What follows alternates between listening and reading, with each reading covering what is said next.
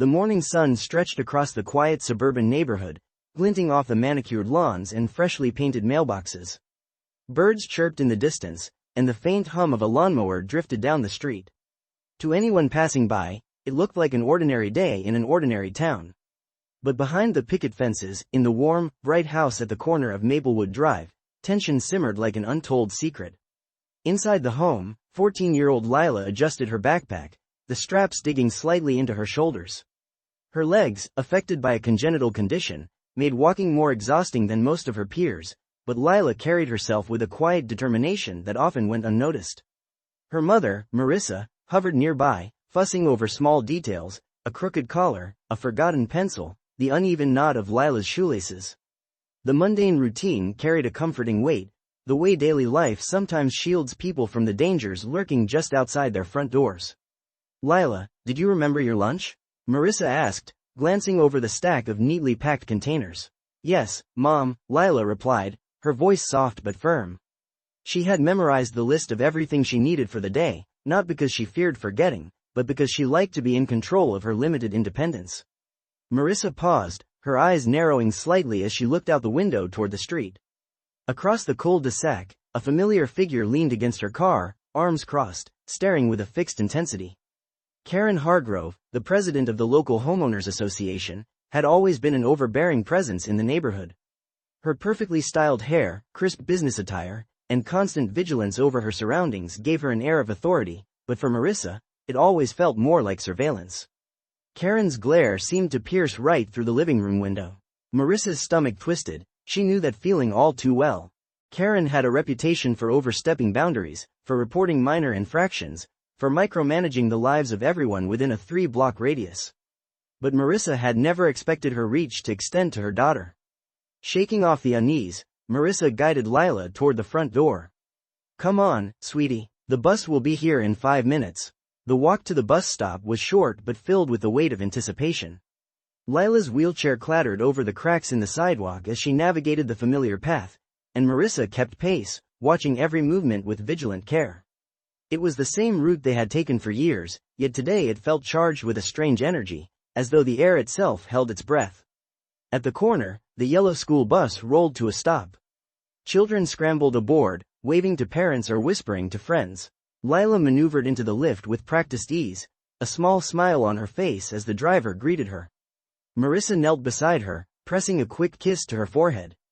"Be careful today," she said, her voice barely above a whisper. "And if anyone makes you uncomfortable, come straight to me, okay?" "I will, Mom," Lila promised, her tone brave but tinged with worry. She had learned to read the moods of adults around her, to sense when danger might be present, even if it wasn't obvious. Today, that sixth sense prickled at the edges of her consciousness. As the bus pulled away, Marissa's gaze drifted back toward Karen's house.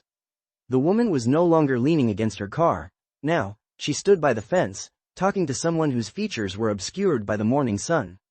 Marissa's mind raced. Was this coincidence, or had Karen somehow planned to intercept Lila? The morning at school began like any other.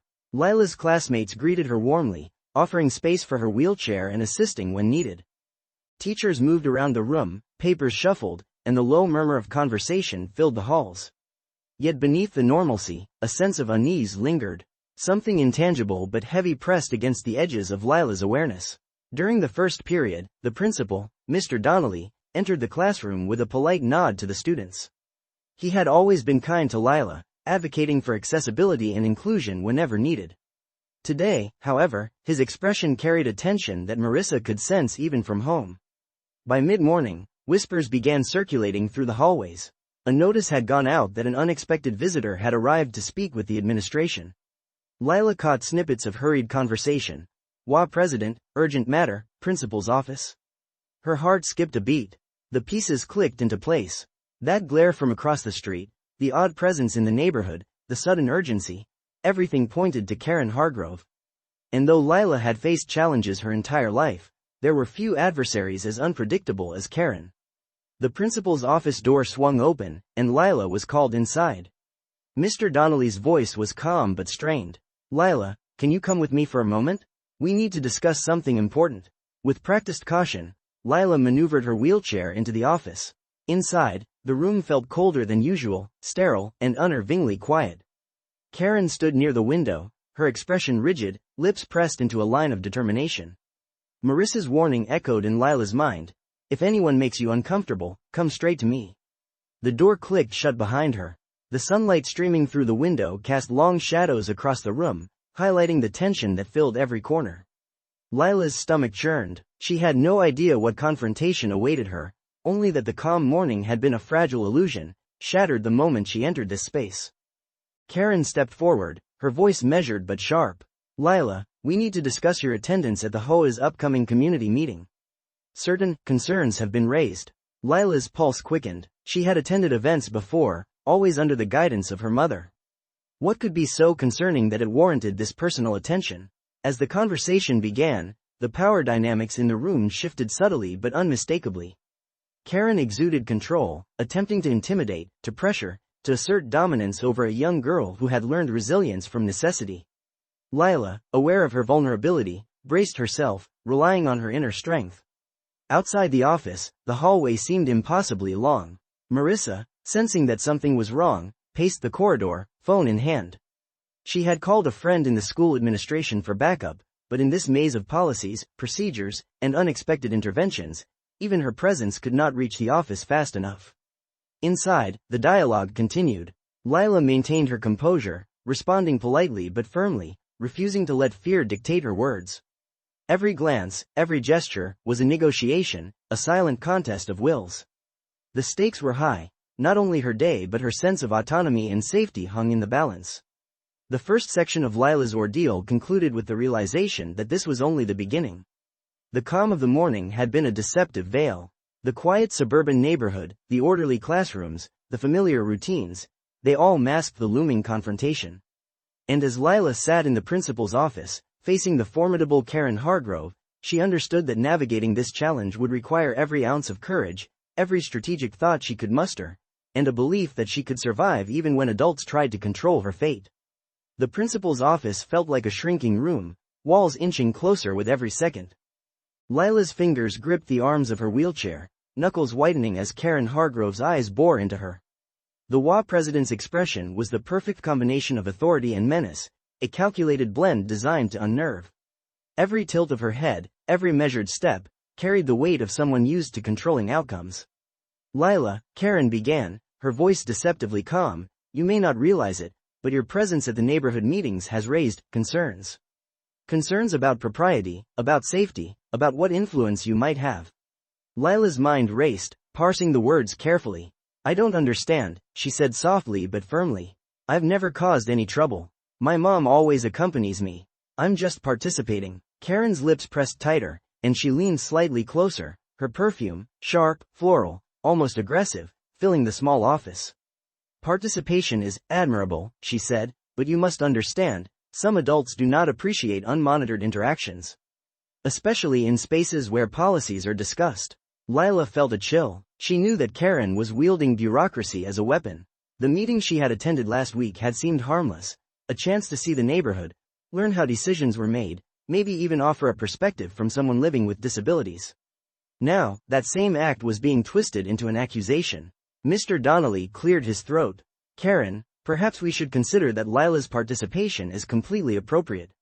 She follows all school protocols, and her mother is always informed. Karen's gaze flicked briefly toward him, sharp as a knife. I understand your position, Principal Donnelly, she said smoothly, but my responsibility is the broader community. Sometimes, difficult decisions must be made to ensure order. The words sounded like a warning, a veiled threat carefully wrapped in civility. Lila could feel the tension tightening around her like an invisible rope. She was only 14, yet she understood that she was the focal point of a conflict much larger than herself. Fear rose, not the sudden, paralyzing fear that makes one scream, but the slow, cold kind that creeps along the spine and whispers, be careful. Be very careful. Karen shifted, her posture impeccable, almost theatrical. Lila, we're asking you to remain under supervision at all times during these events. This isn't a suggestion, it's a necessity, for your safety and the community's peace of mind. Lila's stomach knotted. She wanted to speak up, to argue, but the words felt fragile in the air, as though they might shatter under Karen's scrutiny. She began, but Mr. Donnelly intervened. "Lila will be fine," he said, a hint of irritation creeping into his voice. "She's capable of attending these events responsibly. And I am confident her mother will ensure her safety." Karen's eyes narrowed. "Confidence is not compliance, Principal Donnelly.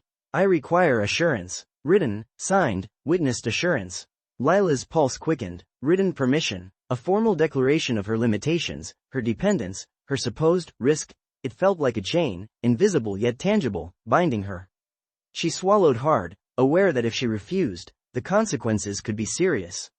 But if she agreed, she would give away a piece of herself, her autonomy.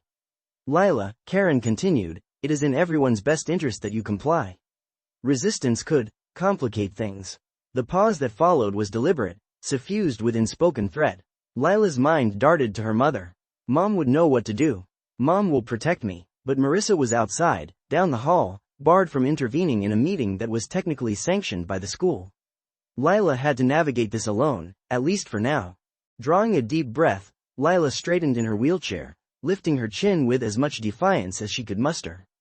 "I want to participate," she said clearly. "I want to be treated fairly. I follow the rules, and I don't think it's right to restrict me just because someone feels uncomfortable." Karen tilted her head, regarding Lila with a mixture of surprise and grudging respect. Few children, especially those her age, spoke with such composure in the presence of authority. But Karen's composure returned quickly. "Fairness is subjective, Lila. And authority is measured not by desire but by compliance. You will cooperate, that is final." Mr. Donnelly exchanged a glance with Lila. His expression was a mixture of concern and subtle frustration. He was bound by policies, by procedures, by the need to balance legal liability with common sense. But in this moment, it was clear who had the upper hand in this confrontation. Karen. The conversation shifted subtly, the tone now legalistic, almost clinical.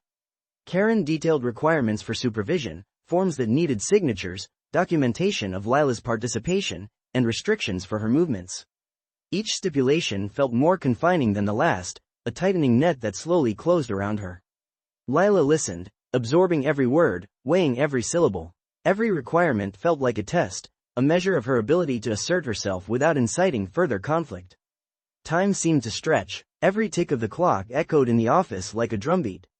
Lila's mind cycled through strategies, what she could say, how she could argue, ways to demonstrate that she was capable without antagonizing Karen. She was aware of the stakes. This was more than a simple disagreement. If she misstepped, her access to school activities, her sense of independence, could be restricted indefinitely. And then, just as the pressure reached its peak, an unexpected sound echoed from the hallway. A low, urgent voice calling Mr. Donnelly's name. Karen's head snapped toward the door, eyes narrowing. The interruption was brief, almost insignificant, but it shattered the rhythm she had established. Mr. Donnelly rose, excusing himself politely. "Excuse me for a moment, Karen," he said. "I'll be right back." The door closed behind him, and the office fell into an uneasy silence. Karen's composure remained, but the intensity of her gaze sharpened. "Lila," she said quietly, almost conversationally, "we are not finished. You must understand the importance of compliance. Your actions reflect not only on you but on everyone who cares for you." Lila met her gaze steadily, refusing to shrink under the weight of Karen's scrutiny. She could feel the power dynamic, yes, but she also felt a spark of determination. "I am not just what others say I am," she reminded herself. "I am capable, I am strong, I deserve to be treated with respect." The first crack in Karen's facade appeared, not overtly, not dramatically, but subtly. The slightest hesitation, a micro-expression of frustration. Lila noticed it. She knew she had the upper hand in this moment of perception, even if the battle itself was far from over. The tension in the office was palpable, the kind of silence that hums with anticipation, the quiet before something decisive happens. Lila felt her senses sharpen, aware of every detail, the angle of Karen's posture, the way her hands rested on the desk, the faint scent of her perfume, the rhythm of her breathing. This was more than a confrontation. It was a test of endurance, of intellect, of resilience. When Mr. Donnelly returned, the conversation resumed, but the atmosphere had shifted. Lila felt a small surge of hope. She had survived the first wave of intimidation, and now she could begin to maneuver, to assert her presence without aggression, to reclaim some measure of control. The morning dragged on, each minute thick with tension, each word weighted with implications. And yet, in the center of it all, Lila remained steadfast.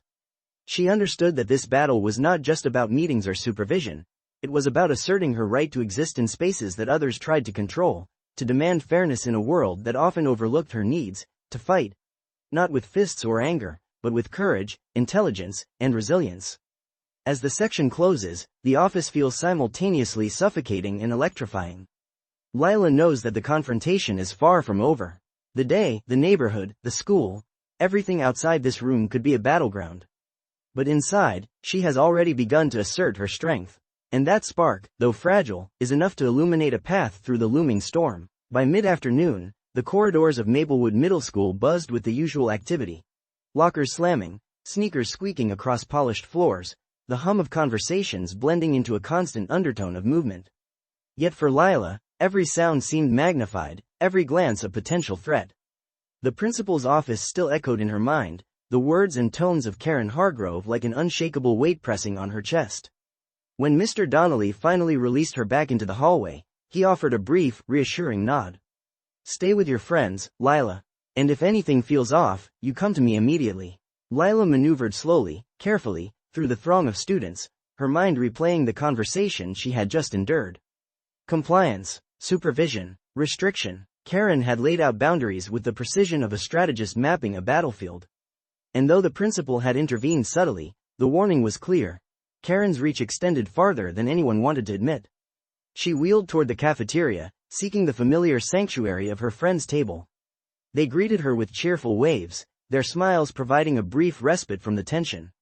Yet Lila felt the lingering shadow of scrutiny behind her. She couldn't shake the feeling that someone was watching, tracking her movements with intent. The cafeteria, usually a place of laughter and chatter, now felt like a stage. Every glance toward the entrance, every whisper from nearby tables, seemed to carry hidden meaning. Karen's presence, or at least the echo of it, permeated the walls. Lila's senses were alert, every nerve on edge. "Hey, Lila," called Jordan, a friend from her science class, waving over a half-eaten sandwich. "Want some fries?" Lila managed a small smile. "Thanks, Jordan, but I'm okay." She pushed forward to join her friends, appreciating their presence, their ordinary chatter, a fragile shield against the storm she knew was coming. Yet the day refused to remain ordinary. During third period, a sudden announcement over the PA system shattered the classroom's calm. "All students who have been called to the principal's office must report immediately," the voice intoned. The tone was formal, but the timing, coinciding with the events of the morning, felt deliberate, almost punitive. Lila's heart thumped. She had survived the morning confrontation, but this sudden summons felt like a tightening coil, a test of endurance and resolve. She wheeled herself toward the office, each rotation of her wheels echoing her apprehension. Her friends whispered words of encouragement, but the tension inside her chest remained unyielding. When she arrived, the office door was already ajar. Karen stood inside, her posture perfect, her expression cold and precise. The moment Lila entered, the air seemed to thicken, every sound muted beneath the weight of expectation.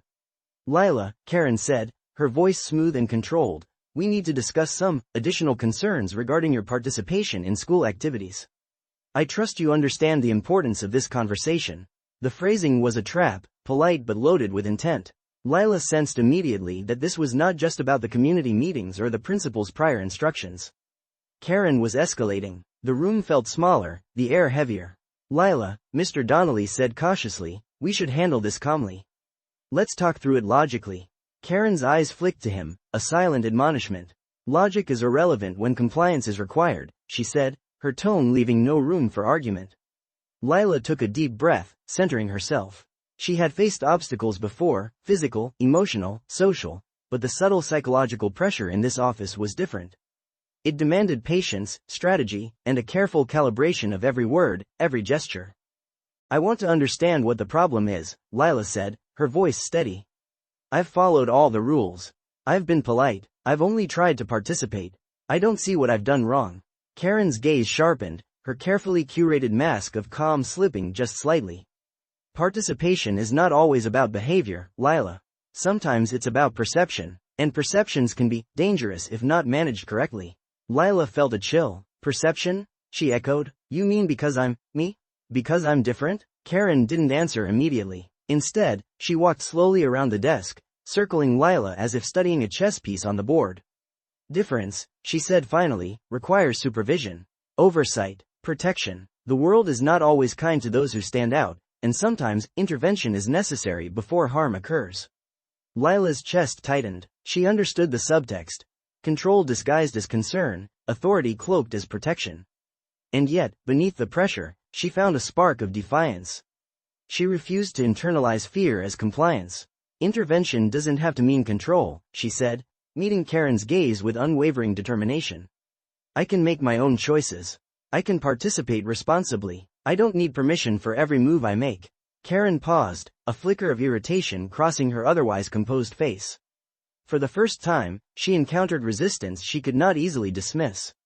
Lila's words were measured, articulate, and filled with a quiet authority that demanded acknowledgement. Your mother will need to provide assurances, Karen said finally, her tone less a command than a calculated concession. And you will need to adhere to the policies set forth, strictly and without deviation. The confrontation left Lila drained, yet resolute. She had survived another wave of scrutiny, asserting her voice without yielding entirely. It was a small victory in a larger struggle, a reminder that power could be challenged, even by someone 14, in a wheelchair, and facing a formidable adversary. Returning to class, Lila felt the tension following her like a shadow. The hallways seemed narrower, the voices louder, the eyes of other students and staff flicking toward her with curiosity, speculation, or perhaps concern. Every step was a negotiation, every glance a measure of vigilance. She knew Karen's influence would not dissipate, that the day's events were only the beginning of a campaign to control her actions. Yet in the midst of the pressure, Lila discovered something vital, her own resilience. She could not control the adults around her, their authority, or their perception. But she could control her responses, her integrity, her courage. And that, she realized, was more powerful than any policy, any threat, any attempt at restriction. As the school day drew to a close, the tension remained, a tangible thread woven through every interaction.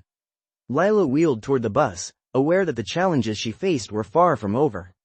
Outside, the suburban streets looked deceptively peaceful, the setting sun painting the town in warm hues. Yet beneath that calm, the currents of conflict were already gathering strength, ready to test her endurance, her courage, and her determination in ways she could not yet imagine. And so, as the wheels of her chair hummed over familiar pavement, Lila held her head high. The day had tested her, pushed her to the limits of patience and strength, and reminded her of the stakes she faced. But it had also shown her something profound, that even under pressure, even when walls close in, the human spirit can endure, can resist, and can rise. The next morning, the air outside Maplewood Middle School was crisp, carrying the faint scent of fallen leaves and early winter frost. For many students, it was just another day of classes, homework, and routine. But for Lila, every moment was charged with anticipation. After yesterday's confrontations with Karen Hargrove and the principal, the weight of the preceding events pressed heavily on her mind. She had survived intimidation, subtly manipulated rules, and a relentless psychological barrage, but she knew the tests were far from over. Marissa walked alongside her daughter to the school entrance, her grip firm but reassuring on the wheelchair handles. Remember, Lila, she said softly, trust yourself. Trust what you know is right, and don't be afraid to ask for help when you need it. I will, Mom, Lila replied, her voice steady. She felt a quiet determination rising within her, a sense of agency she hadn't experienced in days. The confrontations had shaken her, yes, but they had also revealed a strength she could rely on, one that came from understanding herself, her rights, and her abilities. Inside the school, the corridors seemed longer, the chatter of students louder, but Lila moved with purpose. Her friends greeted her, sensing the gravity of her mood, offering quiet support. There was comfort in their ordinary presence, a reminder that the world was not entirely dominated by Karen's meticulous scrutiny. Lila's first period passed in a haze of focus, her mind replaying the strategic confrontations from the previous day. She knew Karen was watching, monitoring, attempting to manipulate the narrative. But she also knew that she had tools her opponent could not control: resilience, intelligence, and the support of people who genuinely cared about her well-being. By mid-morning, the inevitable confrontation arrived. Karen appeared again, this time at the school's entrance, speaking quietly with a faculty member. Her eyes locked onto Lila immediately, a precise mix of authority and challenge. Lila felt her pulse quicken but did not flinch. She wheeled toward the main building, holding her gaze firmly. Inside the principal's office, the atmosphere was taut with anticipation. Mr. Donnelly looked tense but resolute, aware that yesterday's interactions had set the stage for a delicate balance of authority and negotiation. Lila took a deep breath, positioning herself in the wheelchair with poise. Karen's expression was unreadable, but Lila sensed the subtle frustration beneath the surface. "Lila," Karen began, her tone crisp, "we must finalize the arrangements for your participation. Compliance is necessary." Lila's voice, calm but firm, cut through the tension. "I will participate, yes, but not as a passive object of observation. I will be responsible, and I expect to be treated fairly. I am capable, and I have a right to be here." The words hung in the air, steady and unyielding. Karen's eyes narrowed, trying to read, to intimidate, but Lila's determination was palpable. She realized that the power in the room was shifting subtly, not because Karen's authority diminished, but because Lila claimed her own. The conversation progressed, moving from threats and instructions to dialogue. Lila navigated the discussion carefully, presenting her points clearly, calmly, and with evidence of her previous responsible behavior. She referenced participation logs, teacher observations, and her mother's assurances. Karen attempted to redirect the narrative toward subjective concerns, but Lila countered each point with logic, maturity, and undeniable clarity. As the morning unfolded, the tension in the room gradually softened. Karen's rigid posture remained, but cracks appeared, slight hesitations, subtle adjustments in tone, a recognition that Lila was no ordinary participant, no ordinary student to be managed. She was articulate, aware, and fully capable of asserting herself. Finally, after what felt like hours, Mr. Donnelly spoke. "I believe Lila has made her position clear. She understands the guidelines and has demonstrated her ability to comply responsibly. There is no reason to impose additional restrictions." Karen's expression shifted imperceptibly. She could not openly concede, but the balance of power had altered. Lila's resilience, her careful navigation of authority, and her steadfast courage had transformed the confrontation into a quiet victory. As Lila wheeled out of the office, a sense of triumph, subtle but profound, settled over her. She had faced fear, intimidation, and manipulation and emerged with her agency intact. The hallways no longer felt threatening. The ordinary sounds of school now carried reassurance rather than anxiety. She knew Karen's vigilance would not disappear overnight, but she had proven something far more important: she could withstand pressure and assert her independence. Outside, the sun warmed her face as she rolled down the sidewalk, Marissa at her side. "You did it, Lila," her mother said, pride shining in her eyes. "I knew you could." Lila smiled, the weight of the past days lifting slightly. "I had to, Mom. I couldn't let fear decide for me." The neighborhood, serene and unassuming, appeared unchanged, but Lila now perceived it differently. She understood that challenges and obstacles would arise, that people like Karen might try to control or intimidate her. But she also understood her own strength, her ability to navigate complex situations with courage and intelligence. She had discovered that resilience is not about never facing difficulty. It is about facing it, standing firm, and choosing how to respond. By the end of the day, Lila returned home with a renewed sense of empowerment. She had survived scrutiny, intimidation, and psychological pressure, and she had emerged stronger, wiser, and more confident in her ability to face the world. And in the quiet of her room, as she unpacked her backpack and prepared for the next day, Lila reflected on what she had learned. The confrontation with Karen Hargrove had been challenging, even frightening at times, but it had also been a catalyst. It had forced her to recognize her own voice, her own agency, and her ability to navigate difficult situations. For the first time in days, Lila felt fully present in her own life, capable of asserting her rights, defending her autonomy, and moving forward with confidence. The neighborhood, the school, the adults who sought to limit her, they could no longer define her entirely. She had reclaimed that power for herself. The story ends not with a dramatic explosion or confrontation, but with the quiet triumph of resilience. Lila has endured, adapted, and risen above the pressures placed upon her. She has demonstrated that strength is not measured solely by physical ability or authority, but by courage, intellect, and the unwavering belief in one's right to exist and participate fully in the world. And as the evening sun cast long shadows across Maplewood Drive, Lila sat by her window, watching the neighborhood in peace, knowing that while challenges would come, she now possessed the strength to face them head-on.